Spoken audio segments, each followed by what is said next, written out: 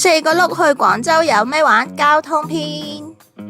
承上集，廣州地鐵對於輪椅人士嚟講呢，都算係幾方便嘅。同好多地方嘅地鐵一樣，廣州地鐵亦都唔係每個出口都有無障礙設施嘅。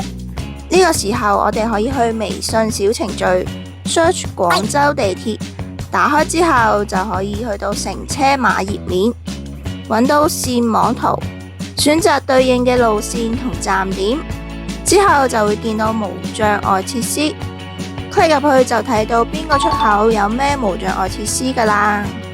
但要留意返呢啲無障礙設施呢，都係要工作人員有鎖匙先操作到嘅，所以有需要嘅話就揾返佢哋協助。而廣州地鐵嘅月台空隙算唔算闊呢？呢個就見仁見智啦。如果有需要都可以揾工作人員攞車板，而上車前可以揾返呢種輪椅 logo 嘅車廂，入到去就有我哋嘅專用泊車位啦。返大陸玩，滴滴大家可能就搭得多啦。曹操出行你有冇搭過呢？輪椅小編今次喺廣州試坐過，體驗相當唔錯。同樣我哋可以去到微信小程序 search 曹操出行，打開之後揀返無障礙車，訂單成功生效會有短信提示。